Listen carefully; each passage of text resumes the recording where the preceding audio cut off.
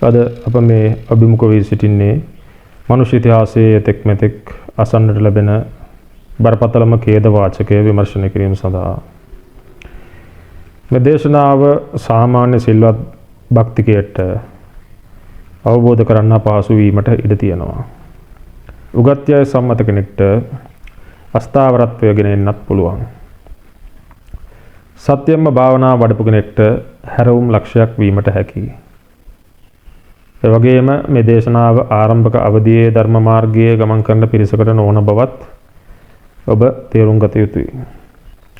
අපේ බුදුන මොහොතේ සිට අපේ මරණය දක්වාම අපව මෙහෙවපු මූලික විශ්වාසයක් තිබෙනවා. ඒ තමයි මට බාහිරින් ස්ථීර වූ ඝන වූ සත්‍ය වූ ලෝකයක් පවතීය කියලා. අපි විශ්වාස කරනවා අපේ ඇස් දෙක කියන්නේ ඒ ලෝකයේ දිහා බලන ජනේලයන් වගේ කියලා. ඒ වගේම අපි විශ්වාස කරනවා අපේ මනස කියන්නේ ඒ ලෝකය ඡායාරූපගත කරන කැමරාවක් වගේ කියලා. දර්ශනවාදයේදී මේ හඳුන්වන්නේ ඍජු යථාර්ථවාදය කියලා. එහෙම නැත්නම් ඩිරෙක්ට් රියලිසම් එක කියලා. නමුත් අපි මේ පිළිබඳව නිවැරදි විමර්ශනයක් කරලා යම් ගැඹුරක් වටහා ගැනීමට තමයි උත්සාහ කරන්නේ. මීට වසර 2600කට පමණ ප්‍රථම භාගතුන් වහන්සේ වදාළ ධර්මයත් අද තිබෙනා වූ නූතන විද්‍යාවත් හමුවන තැනකට අද අප පැමිණ තිබෙනවා. එයින් කියවෙන්නේ නැහැ විද්‍යාවෙන් සියලුම බුද්ධ දර්ශනය තේරුම් අරන් තියනවායි කියලා. නමුත් යම් තරමකට ඒ සත්‍ය තමයි ලෝකය කියන්නේ පවතින දෙයක් නොව ඒක ගොඩනගාගත් දෙයක් කියලා. සංයුත නිකායේ පේන සූත්‍රයේහි භාගතුන් වහන්සේ ඉදිරිපත් කරන විශ්ව සාධාරණ න්‍යායක් තිබෙනවා. උන්වහන්සේ රූපය උපමා කරන්නේ ගසකට ගලකට නොවේ, පර්වතයකට නොවේ. උන්වහන්සේ රූපය උපමා කරන්නේ පෙන පිඬුවකට. පෙන පිඬූපමං රූපං. ඔබ කවදා හෝ ගඟක පාවන පෙන පිටක් නිරීක්ෂණය කරලා ඇති කියලා මම හිතනවා. ඒක ඈතට පෙනෙන්නේ තාම ඝන සුදු පැහැති හරි ලස්සන ස්වභාවයකින්. නමුත් යම් විමර්ශනශීලී මිනිසෙක් ඒක අතට අරගෙන මිරිකා බැලුවොත් ඔහුට හමුවන්නේ කිසිවක් නැති හිස් බවක්. රිත්තකං යේව කායති තුච්ඡකං යේව කායති අසාරකං යේව කායති. එහි හරයක් නැත, එහි අභ්‍යන්තරයක් නැත, තුච්ඡ වූ හිස් බවක්ම පවතී. අපිත් මේ ඝන ලෝකයක් කියලා අත් විඳින්නේම අපේ ඉන්ද්‍රිය පද්ධතිය ඇති සීමාවන් පමණයි. පරමාණුක මට්ටමින් ගත් කල වුණත් ඔබ වාඩි වී සිටින ඔය පුටුව 99%ක්ම සමන්විත වන්නේ හිස් අවකාශයෙන්. නමුත් ඔබේ ස්පර්ශ ඉන්ද්‍රිය ඒක තද දෙයක් ලෙස ඔබට බොරුවක් මවා පෙන්වනවා. ඔබේ ඇස ඒක වර්ණවත් දෙයක් ලෙස ඔබට බොරුවක් පෙන්වා දෙනවා. කොටින්ම කියනවා නම් අපි ජීවත් වෙන්නේ බට දණ්ඩක් වැනි පැවැත්මක් තුළ. බට දණ්ඩක ස්වභාවය කුමක්ද? ඒක පිටත පොත්ත දිලිසෙනවා. ඒක ලිස්සන සුළුයි. ඒක ආකර්ශනීයයි. නමුත් යම් දිනක ඔබ ඒක මැදින් පලා බැලුවොත් එහි කිසිදු අරටුවක් නැහැ. මැදේ ඇත්තේ රික්තකයක් පමණයි. මනුෂ්‍යයාගේ ඛේදවාචකය වන්නේ ඔහු මුළු ජීවිත කාලයම වැය කරන්නේ මේ බට දණ්ඩ වගේ ජීවිතය පිටත උපදවන්නට. ඔහු ගෙවල් තනමින්, තනතුරු ලබමින්, දේපල ලබමින්, අධ්‍යාපනය ලබමින්, රූප සොයමින් උත්සාහ කරන්නේ මේ පිටත උපය නඩත්තු කිරීම සඳහා. ඒකට පමණයි. නමුත් ඔහු යම් දිනක තමා තුළට එබී බැලූ සැනින් ඔහුට හමු වන දරාගත නොහැකි හිස් බව, එහෙම නැත්නම් අපි මේක භාවනාවේදී කියන එක්සිස්ටෙන්ෂල් වොයිඩ් එක කියලා. ඒ හුදකලා බව නිසා ඔහු බියටපත් වීමට ඉඩ තිබෙනවා. සංයුත්ත නිකායේ ශුන්‍ය සූත්‍රයේදී ආනන්ද තෙරුන් භාග්‍යතුන් වහන්සේගෙන් අහනවා ගැඹුරු ප්‍රශ්නයක්. ශුන්‍යෝ ලෝකෝති බන්තේ උච්චති. කිත්තාවතානුකෝ බන්තේ ශුන්‍යෝ ලෝකෝති උච්චති කියලා. ස්වාමීනි ශූන්‍ය වූ ලෝකයේ ශුන්‍ය වූ ලෝකය කියලා කියනවා. නමුත් කවර හේතුවකින් ලෝකයේ ශූන්‍ය වේද කියලා. මෙතනදී භාග්‍යතුන් වහන්සේ ලබා දෙන පිළිතුර තමයි දාර්ශනික ලෝකයේ පරම සිද්ධාන්තය. උන්වහන්සේ වදාරනවා යස්මාකෝ ආනන්ද ශුන්‍යතං අත්තේනවා අත්තනීයේනවා තස්මා ශුන්‍යෝ ලෝකෝති උච්චති කියලා.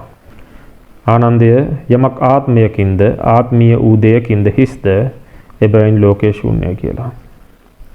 මේ ආත්මය කියලා කියන්නේ ආගමික සංකල්පයෙන් පමණක් නොවේ. මේකේ අර්ථය ස්ථීර වූ සාරයක් කියන අදහසින්. ඒතර අත්තේනවා අත්තනීයේනවා කියන්නේ ස්ථීර වූ සාරයක් නැති ආකාරයකින්. අපේ ශරීරය තුල අපේ සිතුවිලි තුල අප දකින බාහිර වස්තුන් තුලත් භාගතුන් වහන්සේ වදාරන්නේ වෙනස් නොවන කිසිදු මධ්‍යයක් නොමැත. එසේනම් මධ්‍යයක් නැති වූ හිස් වූ පෙන පිටක් වන් වූ මේ විශ්වය තුල අපට මෙතරම් තාත්වික වර්ණවත්ව වේදනාත්මක ලෝකයක් පෙනෙන්නේ කෙසේද? දැනෙන්නේ කෙසේද? වෙනත් විදිහකට කියනවා නම් ශුන්‍යතාවය තුල යථාර්ථයක් ලැබෙන්නේ කෙසේද? භාගතුන් වහන්සේ දේශනා කළ මදුපිණ්ඩික සූත්‍රය කියන්නේ හුදෙක් දේශනාවක් පමණක් නෙවෙයි කියලා මම කියලා තියෙනවා. ඒක මිනිස් සිතේ ක්‍රියාකාරීත්වය විග්‍රහ කරන බ්ලූ ප්‍රින්ට් එකක් වගේ. ඒ කියන්නේ ඒක අපේ මනස විසින් අපිව මායාවක හිර කරගෙන තබන ආකාරය පෙන්වා දෙන තාක්ෂණික විග්‍රහයක් කියලා හිතා ගන්න ඕනේ. ඔබ දැනගන්න ඕන අපේ ඇස කන නාසය දිව කය මන කියලා කියන්නේ නිකම්ම මේ සංවේදන දොරටු හයක් පමණක් නොවේ. එතකොට මේ දේශනාවේදී මම ඒව හඳුන්වා දෙන්නේ දත්ත සකසුම් කර්මාන්ත ශාලා හයක් හැටියට. ඔබ දකින දේ එළියේ නැත, ඔබ අසන දේ එළියේ නැත. ඒ සියල්ල නිෂ්පාදනය වන්නේ මේ මොහොත තුලමයි. ඒක වෙන්නේ ඔබ තුල ක්‍රියාත්මක වන අතිශය වේගවත් විදුලි රසායනික ක්‍රියාවලියක් නිසා. අද අපි සූදානම් වෙන්නේ මම කිව්වේ අපේ ජීවිතය බටදණ්ඩක් වගේ කියලා. ඒ බටදණ්ඩ පැලීමට. ඒ කර්මාන්ත ශාලාවේ දොරටු ඇරලා රත්තරන් කියලා මෙතෙක් කල් ඔබ රැවටුණු අපි රැවටුණු ඒ පිත්තල ලෝකයේ නිර්වත දැකීමට. මේ සඳහා ඔබට ඔබේ භක්තිය අවශ්‍ය වන්නේ නැත. මේ සඳහා ඔබට අවශ්‍ය වන්නේ ඔබේ නිර්දය වූ ප්‍රඥාව පමණයි. එහෙනම් අපි බලමු මේ ඉන්ද්‍රිය පද්ධතිය. එතකොට අපිත් නොදැන හිස් වූ විශ්වය තුල යථාර්ථයක්ම වෙන්නේ මෙන්න මේ කර්මාන්ත ශාලා ඇතුලේ. මම මේක පියවරෙන් පියවර අන්වීක්ෂයකින් බලන්නක් මෙන් විච්ඡේදනය කරලා දෙන්නම්.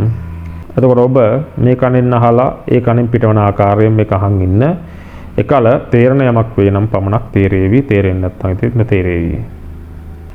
මජ්ක්‍ධිම නිකායේ චචක්ක සූත්‍රය තුල භාගතුන් වහන්සේ ඉදිරිපත් කරන පළමු සිද්ධාන්තය දිහා අපි බලමු. චක්කුංච පටිච්ච රූපේච uppajjati චක්ඛු විඥානං. අසත් රූපයත් හේතු කොටගෙන චක්කු විඥානය උපදී.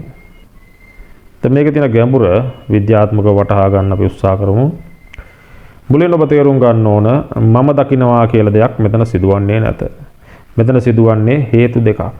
ඒ කියන්නේ සෙන්සර් එක සහ සිග්නල් එක ගැටීමෙන් ඵලයක් හට ගැනීමක්.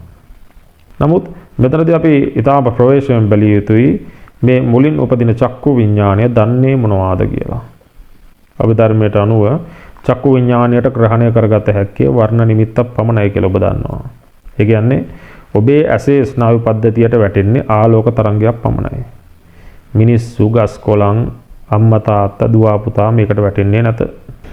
එතකොට කැමරාවක සෙන්සර් එකට ආලෝකය වටුණා හා සමානව මේ මොහොතේ සිදුවන්නේ අමුදත්තයක් සටහන් වීම පමණයි. ඒකේ කැමැත්තක් නැත. ඒකේ වෛරයක් නැත. අම්මා තාත්තා ආච්චි සීයා නැත. කැමරාවෙත් එක නැත. මෙතනත් නැත. ඇති යමක් වේ නම් ඒ භෞතික විද්‍යාත්මක සිදුවීමක් පමණයි. දැන් මෙතන සිට පොඩ්ඩක් සංකීර්ණ විය හැකි දේශනාව එනිසා සියුම් අවධානය යොමු කිරීම සුදුසුයි. අසට පෙනුනේ වර්ණයක් පමණක් නම් අපිට මේ ඉදිරියෙන් සිටින පුද්ගලයා මගේ මිතුරා මගේ හතුරාය කියලා හැඳිනීමක් සිද්ධ වන්නට බෑ. නමුත් එසේ වෙන්නේ කෙසේද? ඒතර ඒක වෙන්න නම් ඒ පැමිණි දත්තය වහාම සකසුම් මධ්‍යස්ථානයක් වෙත යොමු කළ යුතු වෙනවා. ඒ යොමු කරන කල මේක අකුණු ගහන වේගයෙන් සිදුවන සිදුවීමක්. මෙතන අකුණු ගහන වේගයෙන් චිත්ත වීති පහක් එක දිගට ක්‍රියාත්මක වීම සිදුවනවා. ඒ වීති පහ තමයි චක්කුද්්වාර වීතිය, අතීතක් ගහන වීතිය, සමූහක් ගහන වීතිය, අත්තක් ගහන වීතිය, නාමක් ගහන වීතිය. අපි පියවරෙන් පියවර බලමු. පළවෙනි වටම සිද්ධ වන චක්කුද්්වාර වීතිය මේක අයත් වන්නේ පංචද්වාර වීති ගණයට. එතකොට මේ පළවෙනි චක්කුද්්වාර වීතිය සකස් වුණා. චක්කුද්්වාර වීතිය කියලා කියන්නේ මුලින්ම ඇස තුල ක්‍රියාත්මක වන වීතිය.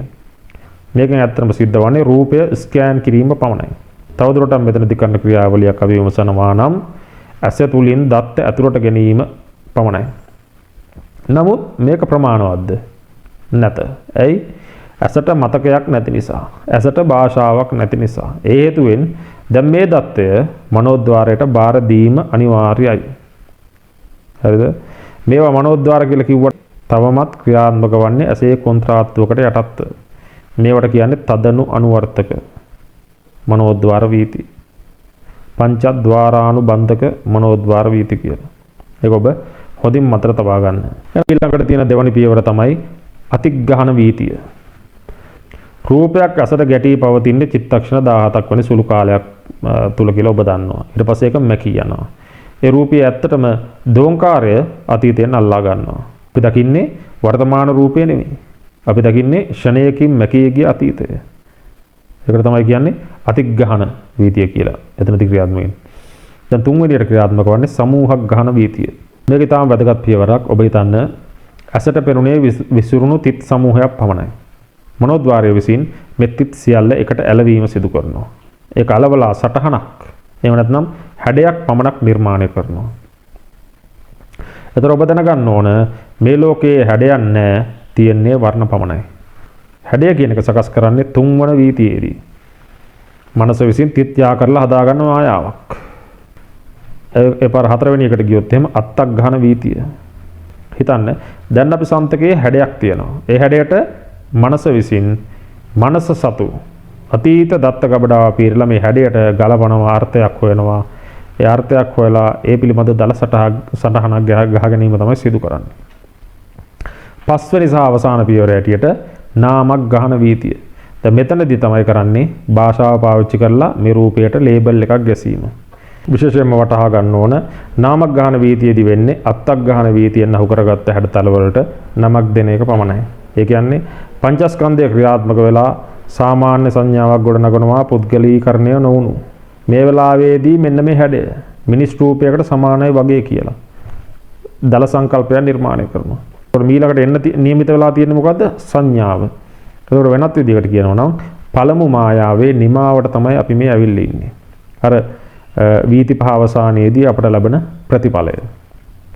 දැන් මෙතන සංඥා වැඩ කිරීම අනිවාර්යෙන් සිද්ධ වෙනවා. නමුත් ඒක බොහෝ පුද්ගලීකරණය වී නැත.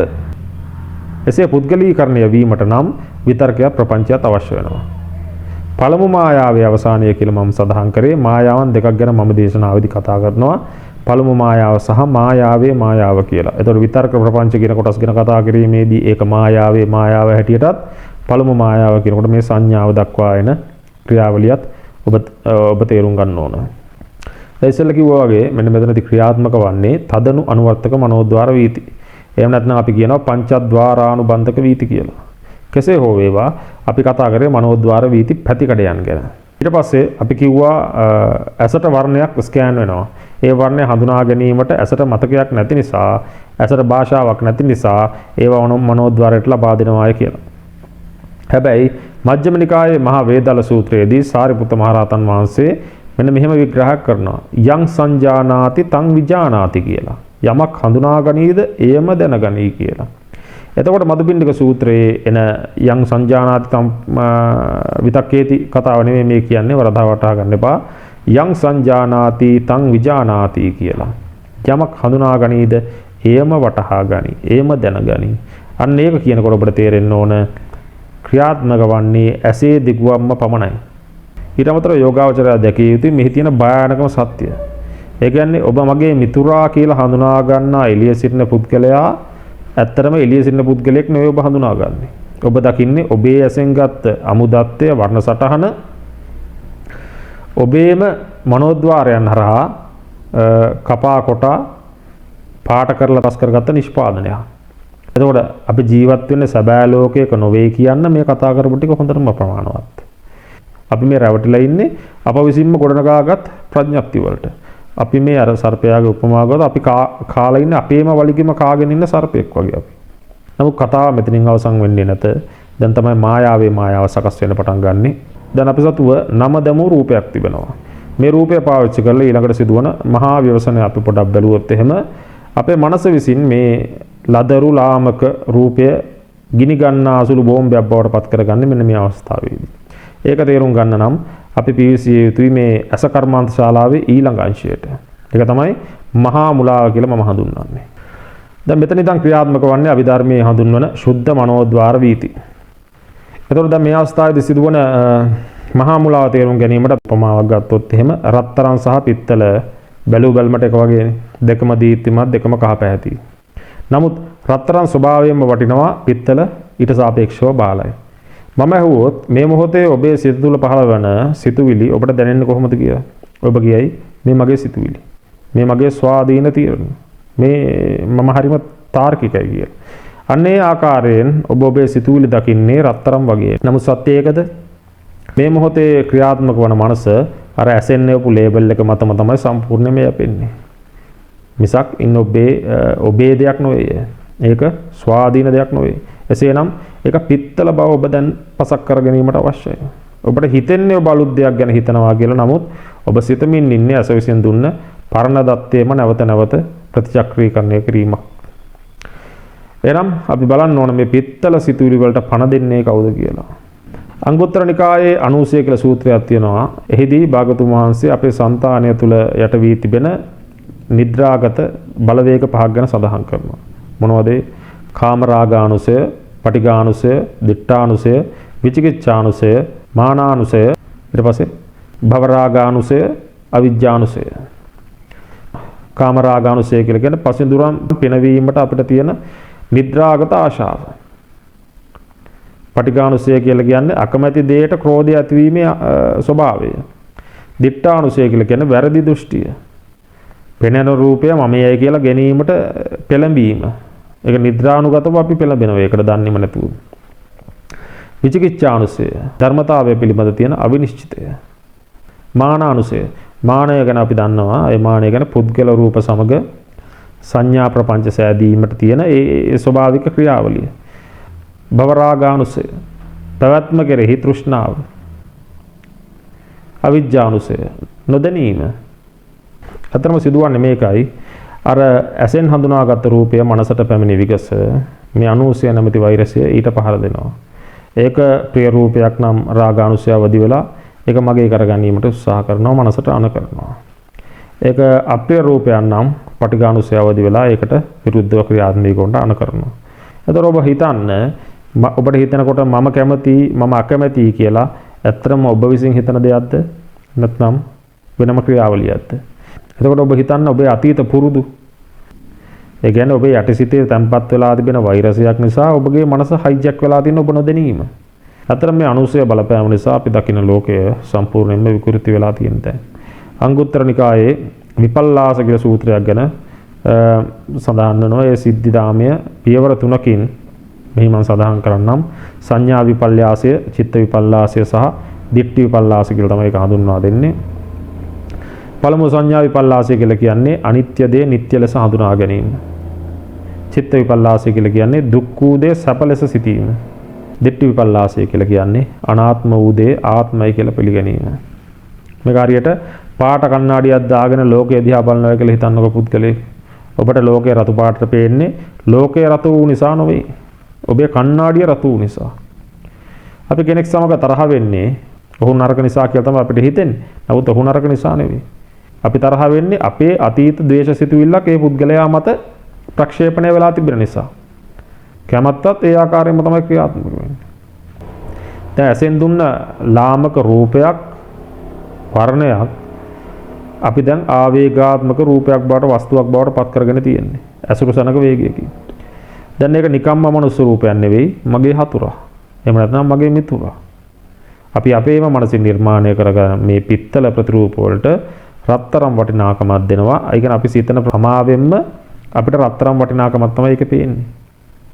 ගැටියෙම කියනවා නම් අපි අපේම මායාවන් වලට වහල් වෙලා තිබෙන්නේ. දැන් මෙතෙක් දුරට ගොඩනගාගත් මේ බොරුව ඊළඟට අපිව අරන් යන්නේ කොහාටද? යම් විතක්කේති තම් පපංචේති. යමක් විතර්ක කෙරේද එය ප්‍රපංච කරයි. මෙතන තියෙන තාක්ෂණික අර්ථය ගැඹුරින් වටහා ගන්න බලමු. අර අනුසය විසින් ආරෝපණය කළ සිතුවිල්ල ද මනස මගින් අල්ලා ගන්නවා. මේක හඳුන්වන්නේ විතර්කය කියලා. සාමාන්‍ය ව්‍යවහාරයේදී විතර්කය කියන්නේ කල්පනා කිරීම වුණත් මෙතනදී අදහස් කරන්නේ අරමුණට සිත එල්ල කිරීම යන අර්ථයෙන්. සිදුවන්නේ මේකයි. අපේ සිතේ තියෙන ද්වේෂය නම් ඉන්ධන ගබඩාවට අර රූපය නැමැති ගිනි පුපුර වැටෙනවා. ඇයි මට ඔහු එහෙම කරේ? මට එහෙම කිරීමට සුදුසු නැත. ඔන්න ගිනි පුපුර වැටුණා.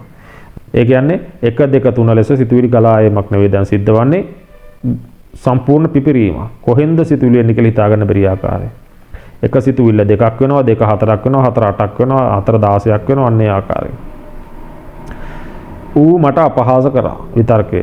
ඌ හිතන් ඉන්නේ ඌ කවුරු කියලාද? ප්‍රපංචය. ඔන්න ආරම්භ වුණා. මම මගේ தත්ත්වෙ පෙන්වන්නම් කියලා අපිට හිතෙනවා. අතීතයේත් ඌ මට මෙහෙම කරා. අනාගතයේත් මට මෙහෙම කරાવી. මම කොහොමද සමාජයට මුහුණ දෙන්නේ? ඔය ටිකනේ වෙන්නේ අපිට. අන්න ඒක තමයි ප්‍රපංචයේදී සිද්ධ වෙන මහා පිපිරීමේදී සිද්ධ වෙන්නේ. මුලින් තිබිච්ච රූපය දැන් සමස්තයෙන්ම අතුරුදහන් වෙලා ඉවරයි. දැන් සිද්ධ වන්නේ ශුද්‍ර පිපිරීම මහා පරිමාණයෙන් සිද්ධ වෙනවා ඔබේ මනස තුල. මේක හඳුන්වන්නේ සංකල්පීය පැතිරීම කියලා. එහෙම නැත්නම් ප්‍රපංචය කියලා. එහෙනම් මෙතන තියෙන යන්න පුළුවන් උපරිම දාර්ශනික කේදන වාචකය මෙන්න මේක තමයි. බොහෝ දෙනෙක් හිතනවා මම කල්පනා කරනවා කියලා. නමුත් මදුපිණ්ඩික සූත්‍රයේ භාගතුන් වහන්සේ භාවිතා කරන පාලි පදමාලාව දිහා බැලුවොත් එහෙම ඔබට වැටහෙවි තතෝ නිදානම් පුරිසං ප්‍රපංච සංඥා සංකා සමුදාචරಂತಿ අතීත අනාගත පච්චුප්පන්නේසු චක්කු විඤ්ඤේසු රූපේසු. ඒ හේතුවෙන් ප්‍රපංච සහ සංඥා කොටස් පුරුෂයා ආක්‍රමණය කරනු ලබයි. පුරුෂයා එය තදින් ග්‍රහණය කරගනී. පුරුෂයා ප්‍රපංච කරයි කියලා භාගතුන් වහන්සේ දේශනා කළේ නැත. ප්‍රපංච විසින් පුරුෂයාව යටපත් කරයි කියලා තමයි උන්වහන්සේ දේශනා කළේ. මේකෙන් ගම්ම්‍ය වන අර්ථය කුමක්ද කියලා බැලුවොත් එහෙම මේ අවස්ථාව වනකොට සිතන්නා මියගොස් අවසන්. ඉතිරිව තියෙන්නේ මොකද්ද? පාලනයක් නොමැති සිතුවිලි ධාරාවන් පමණයි. අපිට කේන්ති යනකොට අපිට ඒක නැවැත්විය හැකිද? බැහැ. අපිට ඒක සරබාල කිරීමට හැකි නමුත් නවත්තන්න බෑ. දැන් අපි බය වෙනකොට අපිට හිතන්න පුළුවන් දැන් නෑ මම දැන් බය නොවී ඉන්නවා. ඒක කිරීමට නොහැකි. ඒක මුලාවකින් ඔබට ඒ වගේ බය නැතුව වගේ පෙන්වන්න පුළුවන්. නමුත් ඔබගේ බය බයම තමයි. මොකද ඒකට හේතුව තමයි දැන් යන්ත්‍රය ක්‍රියාත්මක වන්නේ ඔටෝ පයිලට් නිසා. එතකොට අපි තවදුරටත් නිරීක්ෂකයෝ නෙවෙයි. අපි ඒකේ විපතටපත් වූවෙක්. අපි අසරණ වූවෙක්. අතර ඊළඟ කොටස එන්නේ අතීත අනාගත පච්චුප්පන්නේසු චක්කු විඤ්ඤේසු රූපේසු. අර එක රූපයක් අල්ලගෙන අපේ මනස මුළු කාලයම විකෘත කිරීම සිද්ධ කරා. දැන් නැති වී ගිය අතීතයත් අරගෙන ඇවිල්ලා තවදුරටත් දුක් වීම සිදු කරනවා. නොපැමිණි අනාගතයත් මවාගෙන ඒකට බිය වෙනවා. පවතින වර්තමානය සමගත් ගැටීම ආරම්භ කරලා තියෙනවා. මෙන්න මේ මානසික අවකාශය තුල තමයි සසර නිර්මාණය වීම සිදුවන්නේ. එතකොට අපි ජීවත් වෙන්නේ එළියේ තියෙන ලෝකයක නෙවෙයි. අපි ජීවත් වෙන්නේ අපේම හිස් කබල ඇතුලේ තිබෙන අපේම නිර්මාණයක්, අපේම මුලාවක අතීතය, අනාගත, වර්තමාන දත්ත වලින් සකසුණු සිමියුලේෂන් එක වගේ තමයි. මායාවක් ඇතුලේ. එතකොට අපිට දැන් යථාර්ථය හිමි වෙලා ඉවරයි. ඔබ බිරිඳ දිහා බලනකොට ඔබ සැමියා දිහා බලනකොට ඔබගේ දරුවා දිහා බලනකොට ඔබ දකින්නේ සැබෑ මනුෂ්‍ය නෙවෙයි. ඔබ දකින්නේ ඔබේම මනසේ ප්‍රපංච ගොඩක්. ඔබ සටන් කරන්නේ ඔවුන් සමග නෙවෙයි. ඔබ සටන් කරන්නේ ඔබේම සිතුවිලි සමග. ඔබ ප්‍රේම කරනවා නම් යමෙට්ටේ ප්‍රේම කරන්නේ ඔවුන්ට නෙවෙයි. ඔබේම සිතුවිලි වලට. මවාගත්ත ප්‍රතිරූපයන්ට. අප මනසින් හදාගන්නේ අපිටව පාලනය කරන්න බැරි මේ බිහිසුණු ප්‍රපංච කූඩුව ඇතුළේ ඉඳගෙන. මෙන්න මේ ගින්නෙන් පිච්චෙන එකට තමයි භාගතුන් වහන්සේ දුක කියලා වදාළේ. එතකොට අපි හොයන්න ඕන මේ මහා ගින්න නිවන්න තිබෙන වතුර කොහෙද තිබෙන්නේ කියලා. එතකොට බොහෝ පිරිස් අහනවා අපි එහෙනම් වනගත විය යුතුද? වනගත වුණත් ඔබගේ යන්ත්‍රය ඔබ අරගෙන යන්නේ. එතකොට යන්ත්‍රය විනාශ කිරීම නෙවෙයි මේකට උත්තරය. දත්ත සකසුමේ දෝෂයක් තිබෙනවා නම් ඒ දෝෂය නිවැරදි කිරීම තමයි මේකට උත්තරය. මේ සඳහා භාගතුන් වහන්සේ ලබා දුන්න ශ්‍රේෂ්ඨතම ඉගැන්වීම තමයි අපිට කුද්දක නිකායේ බාහ්‍ය සූත්‍රයේ සඳහන් වන්නේ මොකද්ද? දිත්තේ දිත්තමත්තම් භවිස්සති. දකින්න විට දැකීමක් පමණයි. මේක විද්‍යාත්මක අර්ථය බැලුවොත් එහෙම අපි කලින් කතා කර නිෂ්පාදන ක්‍රියාවලිය මතක් කර ගැනීමට සිද්ධ වෙනවා ඔබට. එතකොට එහි අදියර 1 සහ 2 දත්ත සහ එහි හඳුනා ගැනීමනේ. මේක ස්වාභාවිකයි.